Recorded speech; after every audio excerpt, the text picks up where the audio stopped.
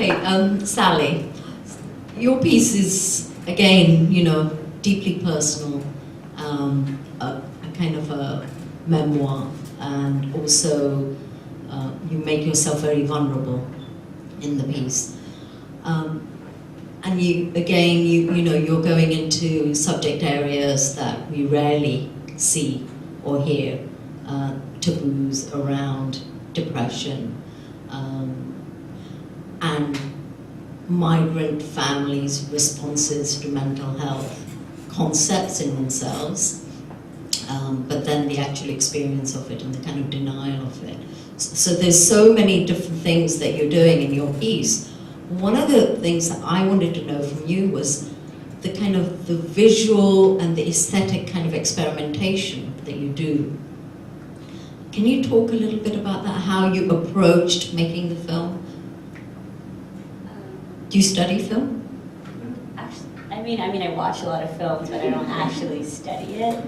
I guess I wanted to create the film in my everyday lens and what I wanted to portray, like what I was thinking in my head, but it's so hard to do that in mediums of film. But I mean, there was a walking scene in my film where I'm like walking with my dog, and throughout college I was battling with chronic depression, and I never could get out of bed.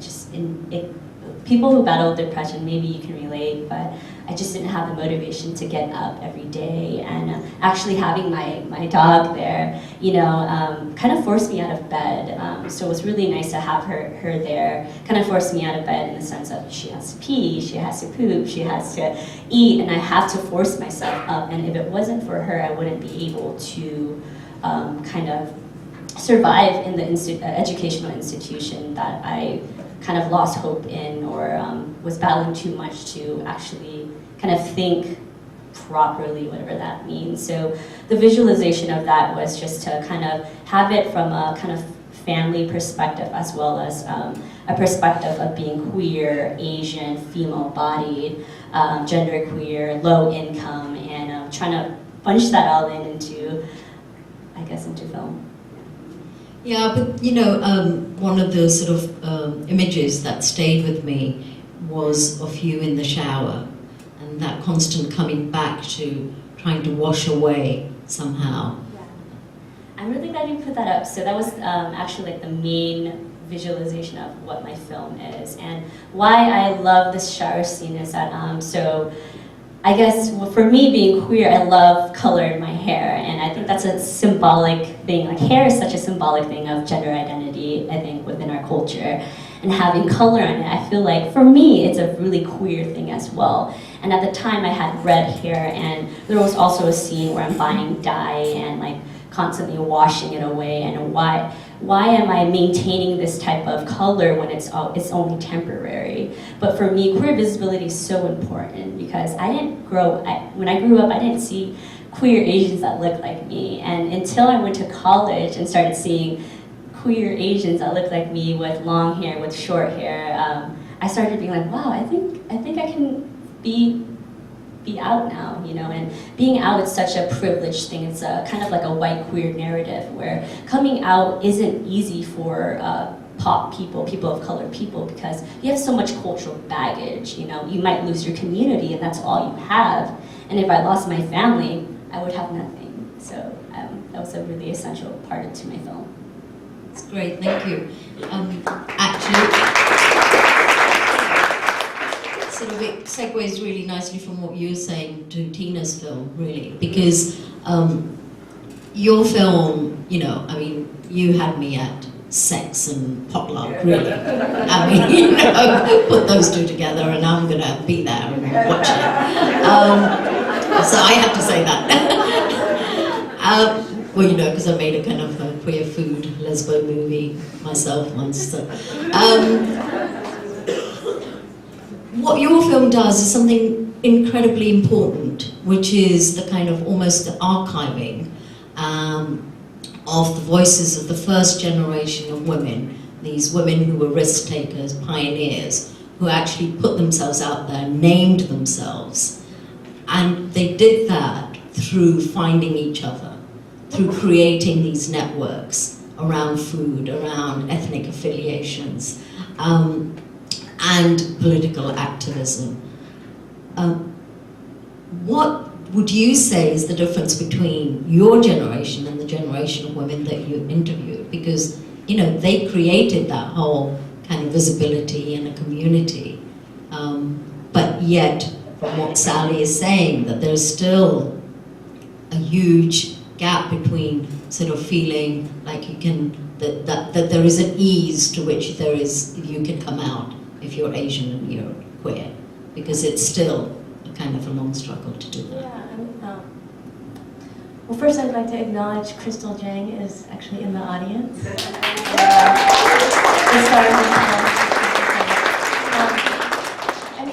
I think for me, one thing that was interesting is the continuity among the generations. So the fact that it still is or can be challenging to come out to families, and I think part of that has to do with the fact that I think there are different ways to communicate outness.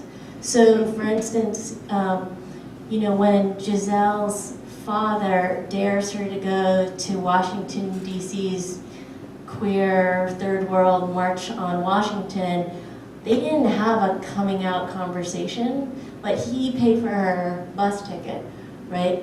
And so I think there are other modes of communication that are unexpected. So I think we might imagine that earlier generation immigrant parents would be really strict and closed-minded, and now our parents are super embracing and PFLAG, and that's not necessarily the case.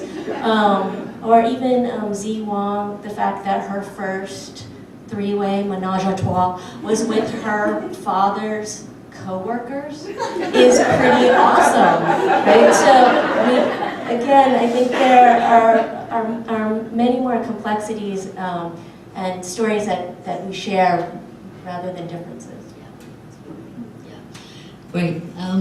So Penny, since you're next to Tina, tell me or tell us about the process of making the film, because you are a business, you're a business owner. How did you and why did you decide to tell your story through the medium of film, and how did that happen?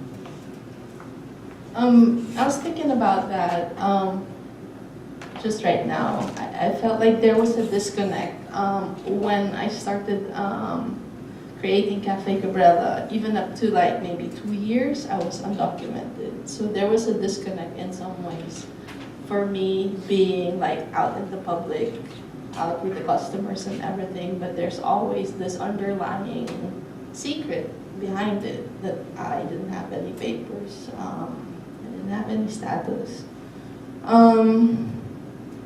I think that disconnect definitely weighed on me.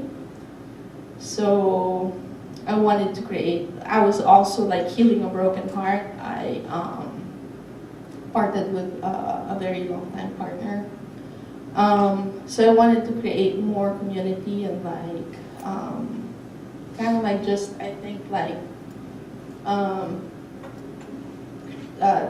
take on another skill. I was able to get in touch with QuackMap. And one of the intentions that I had to create the film was just like to tell half of my story and not the whole truth. But during the filmmaking process, I really had to ask myself, if I wanted to tell like my story, I have to tell the whole truth, even to a point where in some ways I wouldn't feel safe about my being undocumented. So that was like the process for me. And in some ways, that process of like telling my truth definitely helped me heal myself and yeah, just come out. Yeah,